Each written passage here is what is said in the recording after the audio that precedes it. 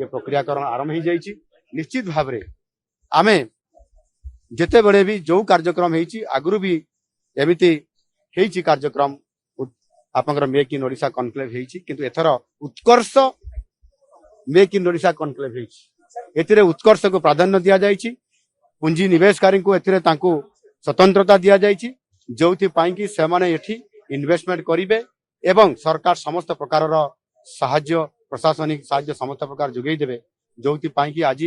मोदी जेभली भाव में समस्त को आह्वान करिसंती मु तांकरी कथा को दोहरैथिली मंच रे आज जे यही समय है सही समय है मो कथा को पुणी आउ थे से दोहरै करी निजे मोदी जी कहले यही समय है सही समय है एणु इन्वेस्टमेंट करबा पई जेभली भाव में आज गोटे पुंजी निवेशकारी मानकर गोटे ओडिशा रे गोटे प्रतियोगिता आरंभ होती निश्चित भाव में ओडिशा शिल्प क्षेत्र में हब होगा सहित आमर पुंजी निवेश एवं अर्थनैतिक दृष्टिकोण ओडिशा भारत वर्ष रे श्रेष्ठ 5टी राज्य भितर स्थानित होगापी जाऊँगी जहाँकि आज जो ऐतिहासिक दिन यह निश्चित भाव में आमको पहुंचाइबार साहाय्य करिवो मोदी जी आशीर्वाद आम पाखे अच्छी एवं निश्चित भाव में आम श्रेष्ठ राज्य धन्यवाद।